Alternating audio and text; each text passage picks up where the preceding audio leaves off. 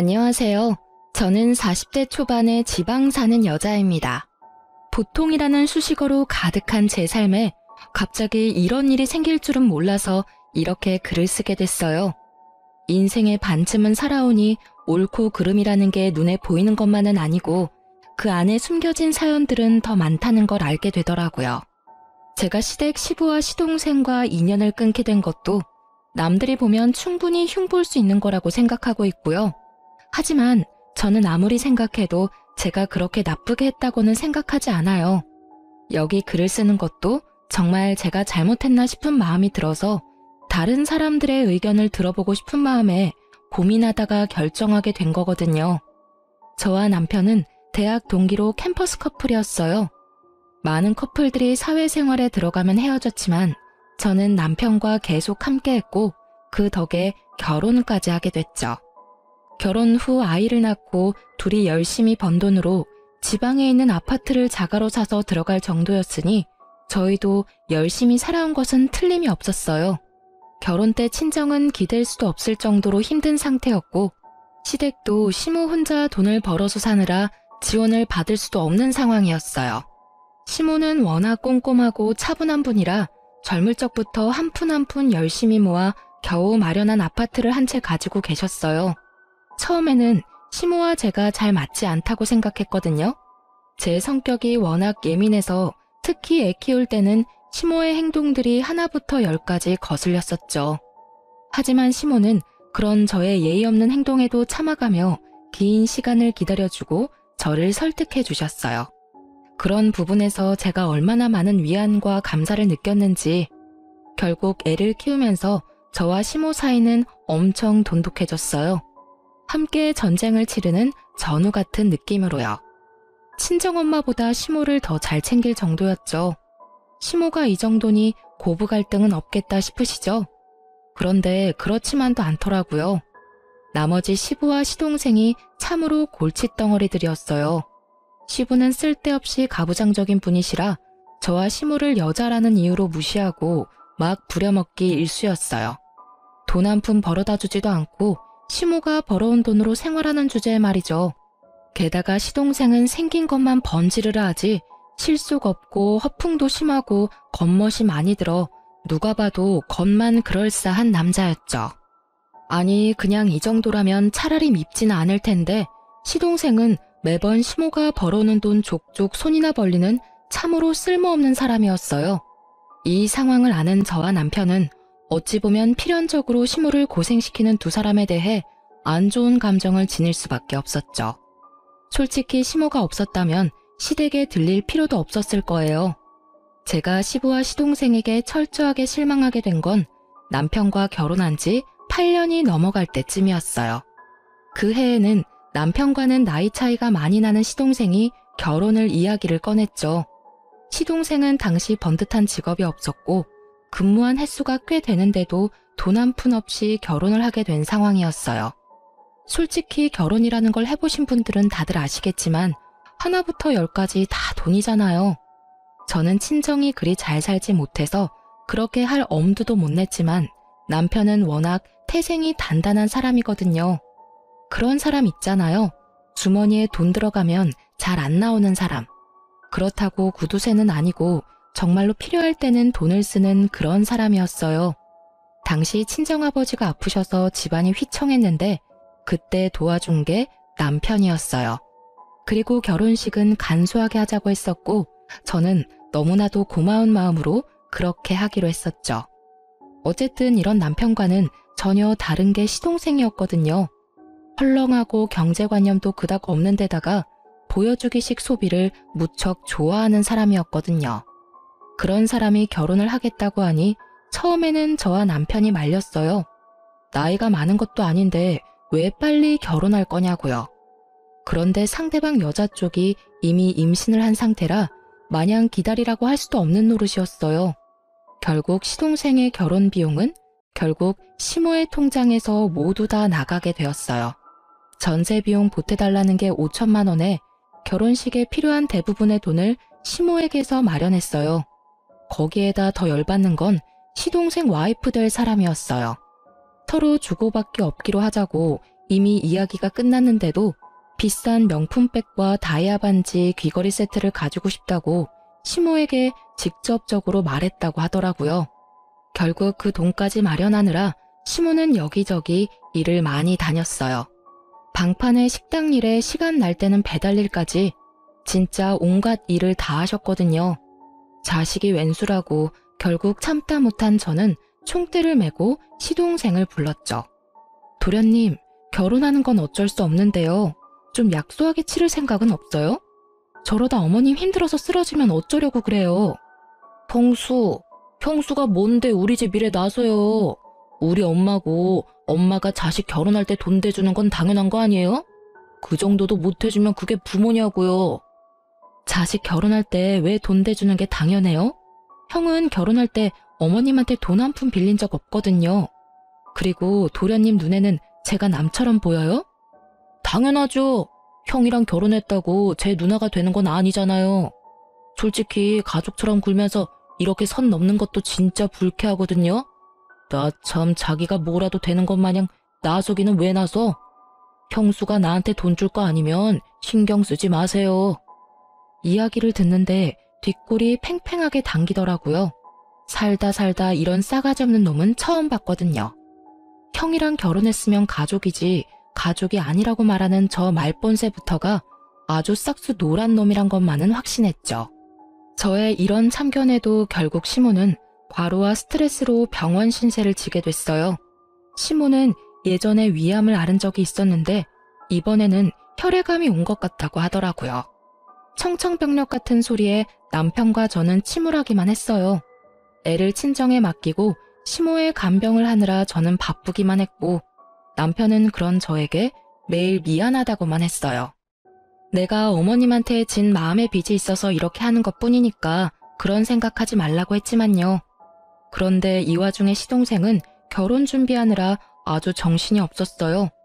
아파서 일어나지도 못하는 시모에게 매번 문병 와서는 돈 이야기만 하는 시동생을 보며 한 대 쥐어받고 싶다는 생각을 할 때 시부에게서 전화가 왔어요.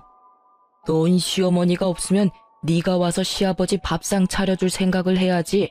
어디서 뭘 하고 있는 거야? 배고프니까 당장 들어와서 밥 차려라. 소리를 들어보니 술 한 잔 걸쳤더라고요. 저는 시부에 대한 마음이 별로 좋질 않았어요. 시모가 예전부터 일도 하지 않고 집에서 밥만 축내는 시부를 견디기 힘들어했다는 걸 알고 있었거든요. 제 눈에는 시부도 시모가 병에 걸린 원인균처럼 보였죠. 저는 시모 간병 때문에 바쁘고 갈 생각도 없으니 시부 집 근처에 있는 도시락 가게에 전화해서 도시락을 시켰어요. 그것도 제 나름의 성의였다고 생각하거든요. 못 본 척 안 한 것도 용하다고 생각하는데 시부가 전화가 왔더라고요. 너 이딴 걸 지금 밥이라고 시켰어? 이런 맛없고 성의 없는 음식을 누가 먹어? 당장 와서 밥 차려. 네가 시모가 없으니까 시아버지 머리 꼭대기까지 올라오려고 지랄 떨지. 어디 한판 해볼래? 형수, 저도 집에 있는데 와서 저랑 여자친구 밥도 좀 차려주세요. 우리 밥도 못 먹고 배고프거든요. 우리 애도 오늘 뱃속에서 배 굶고 있을 텐데. 시부 옆에서 시동생까지 이딴 소리 짓거리니 저는 열이 받아서 알겠다고 전화를 끊고 김밥 3줄을 시켜줬어요. 안 시켜준 건 아니니 알아서들 배는 채우겠죠. 김밥 도착하고 전화가 또 오더군요. 전화를 받았더니 이번에는 시동생의 역정내는 소리가 들렸어요. 그런데 이번에는 저도 가만히 안 있었어요. 형수, 지금 사람이 몇 명인데 꼴랑 김밥 3줄이에요? 그리고 임신한 사람 있는 거 뻔히 알면서 이런 음식 해주면 기분이 좋아요? 상식이 없는 거야, 정신이 없는 거야? 뭐? 상식? 너 그리고 왜 나한테 반말이야, 이 미친 도련님아. 내가 분명 지금 정신이 없다고 말했지? 도련님이 저번에 나한테 저는 가족이 아니라면서. 그런데 밥은 왜 저한테 얻어먹으려고 지랄인데? 그리고 가족 중에 멀쩡하게 돈 잘 벌고 있는 남편 제외하고는 아무도 어머님 간병을 안 해서 아무 관계도 없는 내가 대신해서 간병 중이잖아. 그러면 도련님이 나한테 간병비 갖다 바쳐도 모자란 거지. 어딜 밥을 내놓으라 명령질이야? 아니요. 그럼 며느리가 돼서 시어머니 간병도 안 하려고 했어요? 그건 당연한 거지. 돈을 주고 말고 할 것도 없이.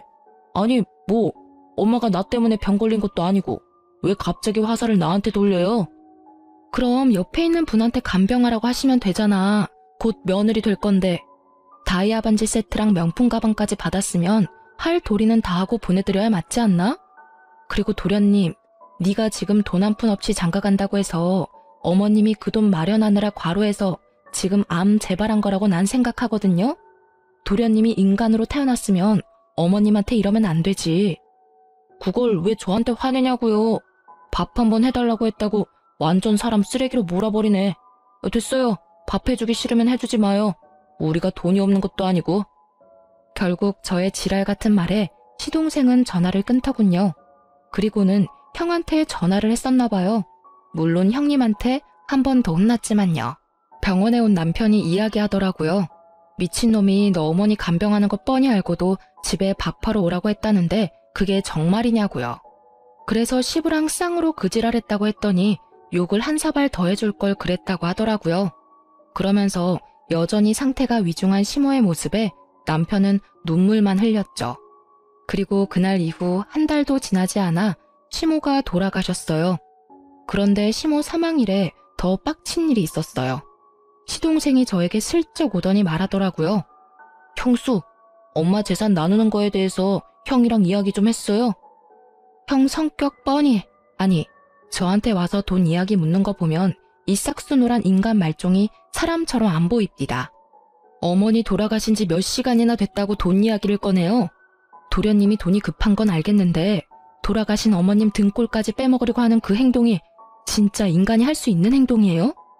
열받은 제가 시동생에게 소리치자 시동생은 도리어 저에게 한 소리 퍼부으려고 얼굴을 귀신같이 일그러뜨리더라고요.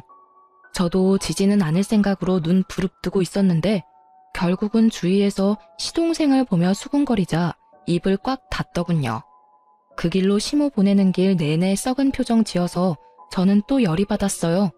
가는 길도 불편하게 만들어 제 마음까지 아팠으니까요.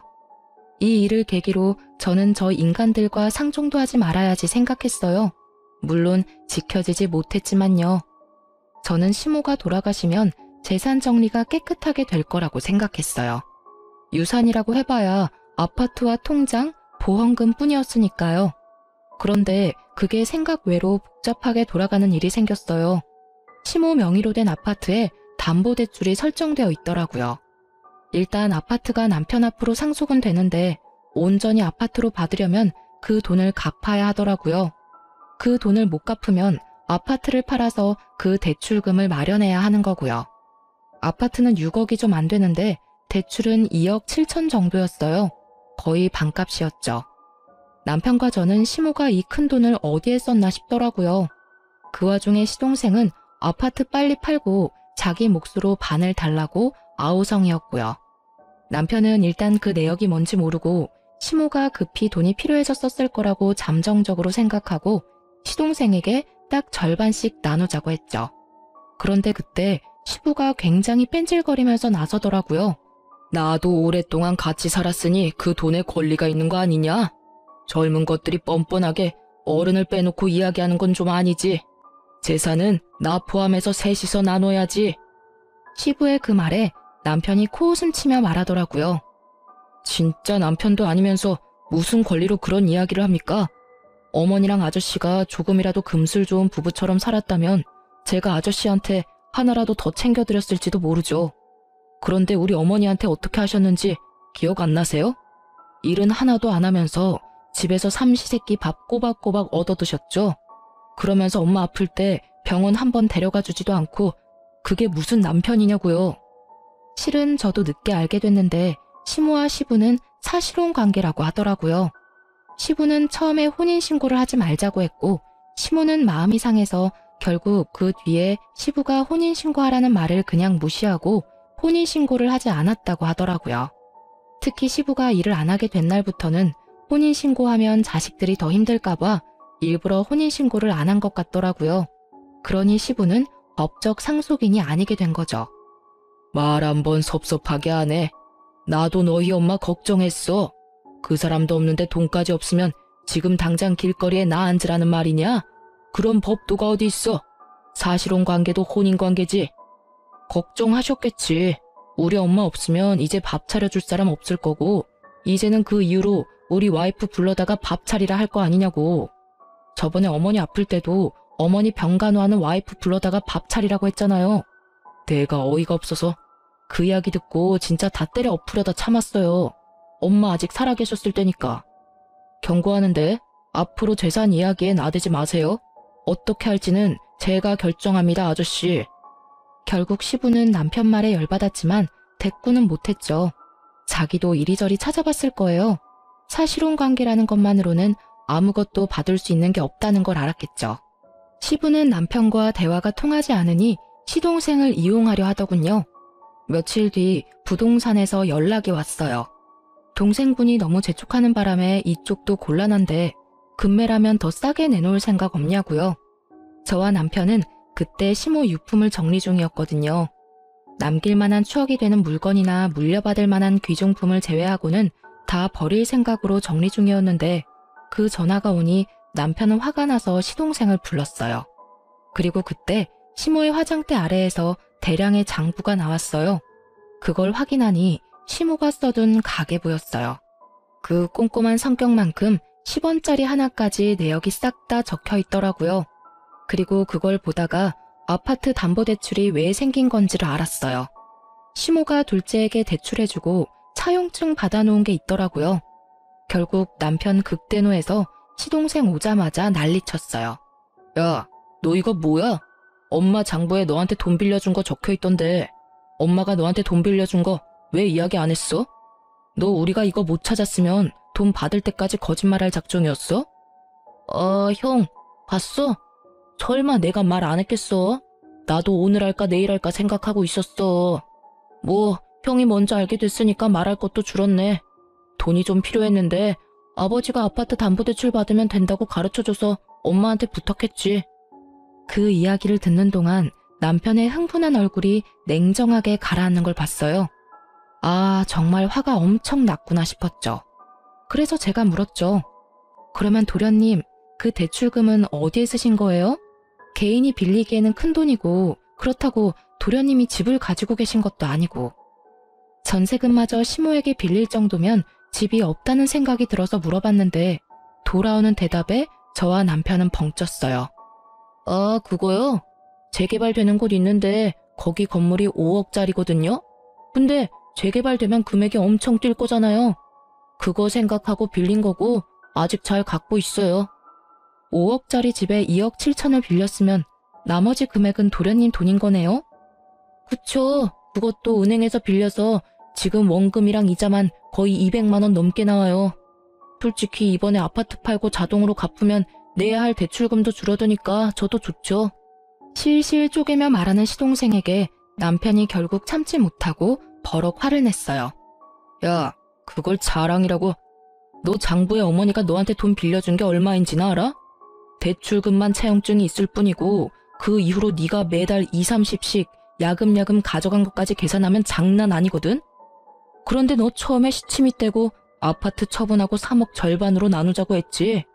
가만 보니까 내가 몰랐으면 너 그 돈 다 꿀꺽할 셈이었네? 네가 아파트 대출금 싹 다 가져갔으니까 넌 아파트 처분하고 남은 돈에 아무런 권한 없는 거 알지? 지금 네가 이 아파트 처분과 관련한 돈 중에 주장할 수 있는 금액은 2천만 원이 다야. 그러니까 나머지 금액은 내가 다 가져가도 할 말 없지? 그런 게 어딨어. 나도 엄마 아들이고 유산 주장할 수 있지. 그리고 엄마가 나한테 돈 빌려줬다는 거 어차피 차용증 없으면 다 필요 없는 거 아니야? 떡하니 있는 차용증을 없는 셈 치자는 거냐? 너 미쳤지? 이거 봐. 차용증을 적어놨네. 네가 지장까지 딱 찍어서. 확인이 왜 안 되겠냐고 이 모자란 놈아. 아이고, 저것도 아들이라고 큰 돈 빌려주고 죽기 직전까지 일하러 다닌 어머니 생각하면 너한테 돈 한 푼도 주기 싫으니까 앞으로 내 앞에서 유산 이야기 꺼내지도 마. 내가 법적으로 정확하게 반으로 나눠서 줄 거니까. 이악 물고 말하는 남편에게 시동생도 누나를 부라리더라고요. 형이 무슨 자격으로 그딴 말 하는데? 나도 엄마 아들이라고. 엄마가 나 얼마나 아꼈는지 몰라서 그래? 그래, 많이 아끼셨지. 막내라고 아주 오냐오냐 했더니 네가 이렇게 미친놈처럼 위아래도 모르고 똥인지 된장인지도 찍어 먹지 않으면 모를 놈으로 자랐지. 네가 언제부터 엄마 그렇게 생각했어? 여자 임신시켜가지고 결혼하는 주제에 엄마한테 전세금이며 예물비며 싹 다 받아가고는 아픈 엄마 병원에 있는 동안에도 병간호 우리 와이프한테 다 맡겨놓고 여친이랑 룰루랄라 잘 놀았더라. 아, 그러고 보니 전세금도 있네? 엄마가 전세금 빌려주기로 했다면서? 2천만 원 가져가고 나머지 3천만 원은 나한테 빌릴래? 나는 엄마랑 다르게 이자 꼬박꼬박 받을 건데 괜찮으면 그렇게 하고. 예물비는 네가 알아서 마련해. 대출금도 반으로 줄 텐데 알아서 잘할 수 있겠지. 너 앞으로 돈 이야기 내 앞에서 하면 진짜 호적 파버릴 거야. 그리고 이 집 팔리면 바로 짐 뺄 수 있도록 짐 챙겨놔. 결국 저희는 시모 물건을 챙겨 집으로 돌아왔어요. 집으로 돌아오는 차 안에서 남편이 그러더군요. 슬퍼해도 모자랄 시간에 저런 것들 상대하고 있으니 지금 자기가 뭐 하는 건지 모르겠다고요. 엄마 가는 길에 자식들끼리 싸우는 모습 보이기 싫은데 진짜 생각 없이 사는 저 사람들 때문에 죽겠다고 말이죠. 결국 남편은 결정했어요. 집안의 돈 정리, 관계 정리 싹 다 깨끗하게 해버리기로요. 그렇게 시모 사후에 남편은 법적으로 아무런 문제 없도록 하나부터 10까지 정리하기 시작했어요. 시모 앞으로 된 재산은 아파트와 생명보험금이 2억 정도 있더군요. 보험금이 있다는 걸 알게 된 시동생은 또 급하게 찾아와 남편에게 말하더라고요. 엄마 생명보험금은 나한테도 받을 자격 있잖아. 반은 줘야지. 나 요새 돈 없어서 힘들다고. 너 아파트 대출금 없어져서 이제 좀 살만하지 않냐? 그거만 없어도 대출금 절반으로 줄어들 텐데 왜 그렇게 앓는 소리야? 대출금 줄어든 대신에 전세금이랑 예물비 때문에 또 돈 빌렸어. 자기가 쪼들리니 계속 재촉하더라고요. 남편이 계속 재촉하니 어쩔 수 없이 보험을 확인했죠. 그런데 시모가 죽기 직전에 생명보험금 수익자를 법정 상속인에서 제 이름으로 바꿔놨더라고요. 저도 제 이름이 나오니 뜬금없이 깜짝 놀랐죠. 뭐가 잘못된 것 같아서 수익자가 언제 누구에 의해 변경되었는지 확인해봤거든요. 바로 시모가 본인 담당하는 보험 설계사를 직접 만나서 변경했다고 하더라고요. 어찌됐든 보험금 2억 원이 제 손에 들어오게 됐어요. 그 이야기를 들은 시동생이 완전 발광하더라고요. 이게 뭐예요? 왜 우리 엄마가 생판 남인 형수한테 보험금을 남기냐고요? 뭐 잘못된 거 아니에요? 아들이 둘이나 있는데 굳이 며느리로 할 필요도 없었잖아요. 이거 혹시 형수가 엄마 꼬셔서 수익자 변경한 거 아니냐고요? 엄마 옆에서 알랑방구 떨면서 들러붙어 있을 때부터 알아봤어야 하는데 너, 네 형수한테 그게 무슨 말버릇이야? 어머니 보험 설계사가 네가 돈을 마구잡이로 쓰는 바람에 어머니가 직접 수익자 변경했다더라. 네가 그렇게 못 믿겠으면 내가 보험 설계사한테 전화해서 왜 수익자가 변경됐는지 물어보자. 남편은 바로 보험 설계사에게 전화했어요. 네, 안녕하세요. 수익자 변경한 것 때문에 제 동생이 의문점이 있다고 해서 연락드렸어요. 혹시 수익자 변경을 왜 했는지 지금 말씀 좀 해주시겠어요? 아, 네네. 돌아가시기 2달 전쯤 병원을 다녀오고 나서 저를 만나자고 하셨어요. 그때 수익자를 변경했어요. 수익자를 며느리 앞으로 한다길래 제가 여쭤봤거든. 장성한 아들이 둘이나 있는데 며느리한테 변경하는 이유라도 있냐고요. 그랬더니 둘째가 씀씀이가 해프고 집 거덜낼 정도로 가져가니 보험금을 받으면 다 써버릴 거라고 하더라고요. 어차피 아들놈들은 아파트 나눠 가질 건데 보험금이라도 자기 병수 밟은 며느리 앞으로 주고 싶다고. 돌아가기 직전에도 확인 전화하시며 말씀하셨고요. 그리고 무엇보다 며느리에 대한 마음이 애틋하시더라고요. 아플 때 힘들 때 자기 신경 써주는 건 며느리밖에 없다고 하시는 거 보니 고부간의 사이가 무척 좋은 것 같다고 생각했죠. 거짓말이죠? 엄마가 설마 나한테 한 푼도 안 남겨주시다니. 이거 형수가 다 모함한 거죠? 왜 내가 아들인데 나는 한 푼을 못 받아요? 이거 진짜 둘이서 짜고서 나 물 먹이려는 거 아니에요? 어쩌면 이렇게 둘이서 다 가져갈 수가 있어요. 우리가 뭘 다 가져가는데? 너 말 똑바로 해. 네가 가져가는 건 2억 9천만 원이야. 그것만 해도 크다고 생각하는데 뭐가 하나도 없냐고. 너 그 돈 묶여 있었으니까 별 생각 없지? 그게 엄마 돈이라는 생각도 없고. 네가 이러니까 보험금 수익자를 변경하신 거지. 그러니까 왜 그렇게 되냐고요. 아파트 담보대출은 이미 끝난 건이잖아요. 보험금은 다르죠. 엄마가 넣은 보험금을 왜 며느리인 형수가 가져가요? 형수가 받을 거면 제 와이프도 받아야 되는 거지. 이거 명백한 차별이고 문제 있는 사항이라고요. 나 진짜 이런 식이면 고소할 거예요. 하세요. 도련님 마음대로 한번 해보시라고요.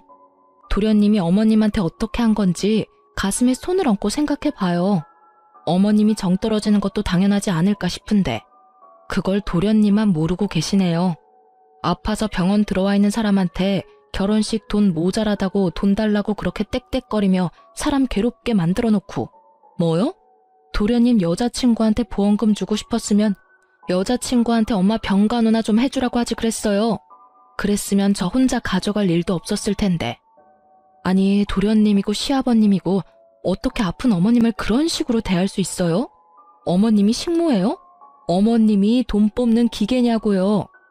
당신들이 그런 식으로 행동하니까 어머님이 생판 남인 며느리한테 돈 남긴 거 아니냐고요.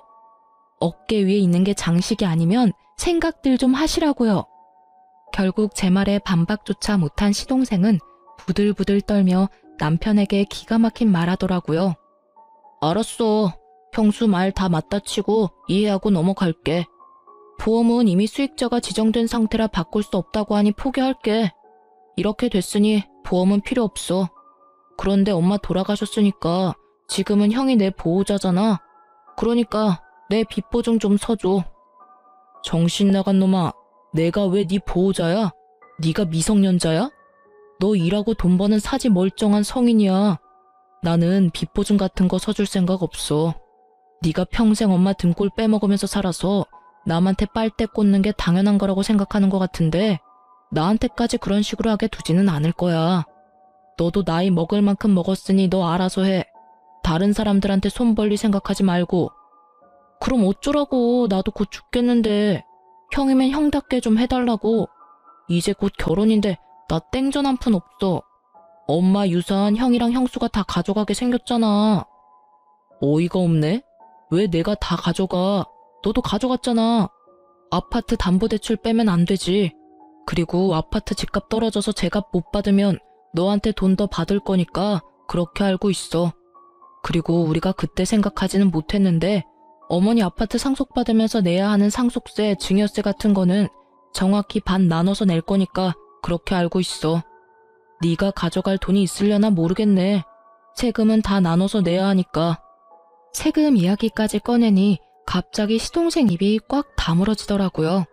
거기까지는 생각도 못한 것 같더라고요. 그저 자시 앞일에만 급급해가지고 어떻게든 시모의 유산을 가지고 가려던 것 같았는데 제대로 되지 않아 짜증을 냈어요. 솔직히 이쪽도 이쪽대로 화는 났죠. 어디 형한테 빚보증을 서달라는 말을 해요? 남편 같은 사람에게 그런 말은 인연 끊자고 하는 말과 다를 바가 없거든요. 결국 시동생에게는 따로 주어질 유산이 더는 없었어요. 그렇게 남편은 집 팔리기 전에 짐이나 싸서 신혼집으로 가라고 했죠. 신혼집이 제대로 계약이 됐는지는 모르겠지만요. 그리고 이 모든 이야기를 곁에서 보고 듣던 시부는 남편 말에 고개만 끄덕이고 있더라고요. 평소 같으면 소리를 치며 아버지 행세했을 사람이 웬일로 조용한 듯 있나 싶었더니 이미 집안의 실질적인 상속권자가 남편이라는 걸 알고 나서는 눈치를 보는 것 같더라고요. 혼인신고가 되어 있지 않은 사실혼 관계라면 집안에 상속받은 자식들이 정을 봐서라도 돈을 조금이라도 해주면 다행인 거고 안 해줘도 법적으로 문제될 건 없는 상황이었거든요. 그러면 나는 이제 어디서 살아야 하냐? 너희 집에 들어가서 사는 건 안 되겠지? 그럼 너희가 돈을 조금이라도 나눠주면 내가 집 하나 얻어서 조용히 살아도 되는데 말이다. 네 엄마랑 오래 산 것도 있고 그간의 정이 있으니 나한테도 어느 정도는 줘야 되지 않겠냐? 저번에도 말했지만 아저씨가 엄마랑 살면서 뭘 해주셨는데요? 저는 처음부터 엄마랑 아저씨 같이 사는 거 반대였어요. 그리고 아저씨가 엄마랑 같이 살자마자 일 그만뒀을 때는 진짜 엄마만 아니면 쫓아내고 싶었고요. 이야기해보세요. 엄마랑 살면서 엄마한테 잘해준 거 하나라도 있으세요? 엄마가 해주는 따뜻한 밥 얻어먹으면서 잘 살았으니 앞으로는 알아서 돈 벌어서 사세요. 남한테 빌붙어서 살아보려는 생각은 하지 마시고요. 그래도 내가 너희 엄마랑 이렇게 길게 살았는데 아무것도 없이 나가면 사람들이 너를 얼마나 모질다고 욕하겠냐. 그런 소리는 안 듣도록 해야지. 저 그런 거 신경 안 쓰는 놈이거든요. 그래도 어머니랑 산 정을 봐서라도 제가 지분해드릴게요. 전세 하나 얻어드릴 건데 그 전세 계약자는 제 이름으로 할 거예요. 딱 거기까지만 해줄 거고 원룸으로 얻어줄 겁니다. 거기에 나오는 공과금은 다 아저씨가 내시고 저한테 연락 오는 순간 계약 해지하거나 종료시켜버릴 거니까 알아서 잘 내세요.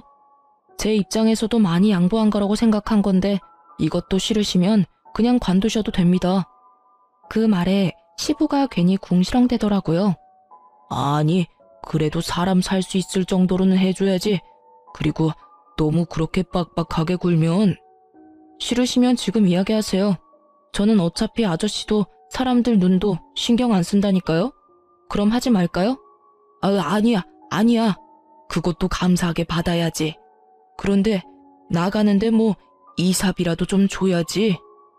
그 말에 남편이 열받아서 시부에게 소리치더라고요. 그 시간에 나가서 일자리나 알아보시라고요. 15년을 남한테 얻어먹고 사니까 이제는 아예 일도 하기 싫으세요? 아니면 이삽이 줄 테니까 집도 없던 일로 하실래요? 결국 시부는 깨갱하고는 남편에게 아무 말도 못하더라고요. 그렇게 가부장적으로 굴며 자기가 윗사람이라며 거들먹거리던 시부는 낙동강 오리알 신세가 되고 말았죠. 솔직히 이렇게 될 줄 알았어요.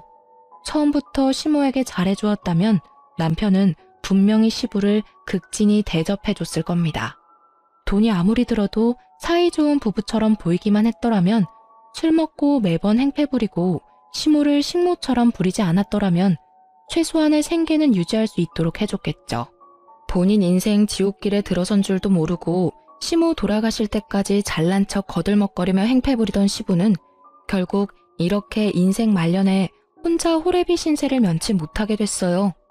게다가 그렇게 사이가 좋던 시동생도 시부를 못 본 척하는 바람에 시부는 더 괴로워하는 것 같더라고요. 자기가 뿌린 씨앗, 자기가 거둔 거죠. 결국 이때 이후로 남편은 일사천리로 상속과 관련한 일들, 시모의 사망과 관련된 일들을 모두 정리했어요. 그리고 시동생이며 시부 얼굴은 보고 싶지도 않다고 하며 이야기가 나올 때마다 치를 떨었죠. 그래도 어머니 생각이 많이 났는지 납골 땅은 자주 들르더라고요. 그렇게 조금씩 시모의 빈자리가 차츰차츰 메워질 때쯤 시동생이 매우 급한 일로 저희 집을 찾아왔더라고요. 남편이 정말 싫어하는 얼굴을 했지만 결국에는 집 안으로 들여 이야기라도 들어보자고 했어요. 형, 진짜로 좀 도와줘. 나 파산하기 일부 직전이야. 무슨 소리야? 너 아파트 처분해서 대출금 줄었잖아. 그게 아직 몇 달 지나지도 않았는데 뜬금없이 웬 파산인데? 들어봐. 내가 그때 2억 7천 주고 산 건물 기억하지? 내가 그거 진짜 정확한 정보로 산 건데 재개발 코앞에서 엎어졌어. 지금 그거 완전 허름하고 수익도 나지 않는 건물이라 사려는 사람조차 없어. 그 이야기를 듣는 남편의 미간이 찌푸려지더라고요. 이미 이야기 처음부터 남편의 심기를 건드리는 말들이 나왔거든요. 그럼 질질 끌 게 아니라 팔아야지. 헐값에라도 팔아야지.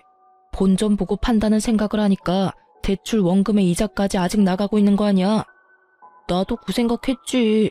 팔려고 했는데 산다고 전화 온 사람들 전부 다 가격을 완전 후려쳐서 부르는 거야. 본전은 못 돼도 어느 정도 선이라는 게 있잖아. 근데 반값 이하로 부른다니까. 지금 그 건물에 들어간 대출 원금보다 싸게 부르면 내가 불이익이잖아. 그래서 팔지도 못해. 근데 너 그 건물 아파트 담보대출 자동으로 갚아지면서 대출금 반은 사라지지 않았어? 근데 왜 대출금 내느라 똥줄이 빠지는데? 내는 원금이 줄었으면 100만 원 정도가 세이브 될 건데? 그거? 사실은 그 옆에 있는 건물도 재개발된다고 해서 대출 땡겨서 샀거든. 정말 작은 건물인데 쓸만한 땅이야. 그것도 재개발이 될 줄 알았는데 안 됐더라고. 그래서 그것도 팔아야 하는데 그건 더 안 나가. 그 이야기를 듣는 저와 남편은 고개를 절레절레 저었어요. 이건 뭐 스스로 자기 무덤 연락에 파고 있으니 도와줄 수가 없겠더라고요. 솔직히 그 돈이 생활비로 나가서 빌린 돈이라면 갚아줄 생각도 있었어요.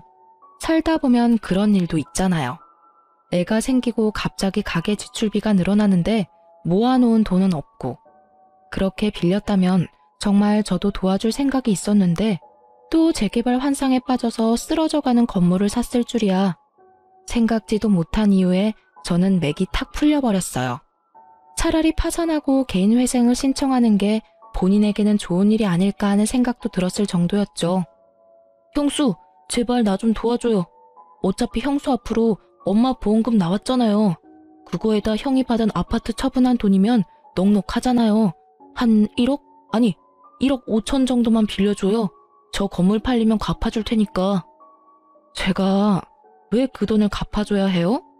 그리고 어머님이 남긴 피 같은 돈, 그런 곳에 쓰고 싶지도 않아요. 아니 도대체 무슨 자격으로 어머님 목숨값을 달라고 여기 와서 돈을 빌려달라고 할 수 있어요? 그리고 저는 잊지 않았어요. 도련님이 저한테 하신 말씀요. 생판 남인 저한테 가족이 아니라고 하셨죠? 도련님이 저를 가족으로 생각하지 않았으니 저도 도련님을 가족으로 생각 안 해요. 저는 어머님이랑은 달라서 도련님한테 돈 다 줘가면서 일 해결하도록 두지는 않을 거예요. 정말로 그 딱한 사정을 어떻게든 하고 싶었다면 일단 푼돈에라도 그 건물들 팔고 그 돈으로 원금 갚은 뒤에도 힘들면 찾아와야죠. 그 건물은 있는 대로 놔두고 싶고 돈은 돈대로 쪼들리니까 누군가에게 편하게 빌리고 싶고, 그런 생각하면 어디에서도 도련님 도와줄 사람 못 찾아요. 그때 일을 아직까지 마음에 두고 있었어요? 화 풀어요. 남이라고 한 거는 그냥 화가 나서 던진 말이고, 형님 와이프면 우리 조카 엄마인데 내가 설마 형수님을 정말 남으로 생각했을 리가 없잖아요. 그리고 푼돈으로 그 건물 파는 건 절대로 말이 안 되죠. 솔직히 재개발이 엎어졌다고는 하지만 또 언제 재개발 구역에 포함될지 모르는 일이고, 재개발되고 나면 그 일대도 땅값 오를 테니까 그때까지만 잘 버티면 돈 더 벌 수 있는데, 그때까지 버틸 수 있을 만큼의 돈이 있는 사람들에게나 해당되는 일이잖아요. 지금 당장 죽고 못 살겠다며 형한테 달려오는 사람이 무슨 미래를 말하는데요? 지금 당장 도련님한테 미래가 있긴 해요. 그거 못 팔면 우리는 도와줄 생각 없어요. 그런 제 말에 시동생은 도리어 저와 남편을 이해가 안 된다는 표정으로 바라보더라고요. 본인만의 생각이 너무 확고해서 다른 사람 의견은 귀에 들어오지도 않는 종증이었어요. 아, 너 이러는 거 네 와이프도 알아? 애도 곧 있으면 태어난다고 하지 않았어? 예정일이 다음 달인가 그랬던 것 같은데. 와이프는 얼마 전에 집 나갔어. 전셋집도 자기가 생각하는 만큼 못 가졌다고 엄청 싫어했는데 결혼식 할 때 쓸 다이아 반지 세트랑 명품백도 원하는 거 못했거든. 돈이 너무 없어서. 엄마 돌아가시고 나면 유산 나오니까 그걸로 하면 된다고 달랬는데 유산이 없었잖아. 아파트는 내 대출금에 깎여버리고 보험금은 형수가 수익자가 돼서 한 푼도 받은 게 없으니까. 그 이야기하고 다음날 집 나갔어. 이야기를 들어보니 그 여자도 남편이 집에 돈이 좀 있다고 생각하고 시집 온 것 같더라고요. 그런데 알고 보니 완전 빈털터리에 빚만 가득하다는 걸 알고는 빚이 자기한테 넘어오기 전에 튄 걸로 보이더라고요. 솔직히 여자가 야가 빠졌다는 생각을 하기는 했는데 시동생 꼴이 저 모양이니까요. 저런 남자와 결혼하면 평생이 가시밭길 아니겠어요? 그런 여자의 선택을 야속하다 할 수도 없는 노릇이죠. 그런데 그 여자가 참으로 약삭빠르게 결혼식을 하면서 비걱거리니까 혼인신고를 안 했대요. 시동생이 무슨 사고를 쳐도 그 여자에게는 아무런 문제도 없겠죠. 참 장가 잘 갔다는 생각을 했어요. 우리는 알려주지 못하는 인생의 쓴맛을 그 여자가 알게 해주었으니 말이죠. 큰 인생 경험을 한 시동생이었지만 결국 그런 큰일에도 크게 변함은 없었습니다. 그리고 시동생의 이야기를 들은 저희는 시동생을 도와주지 않았어요.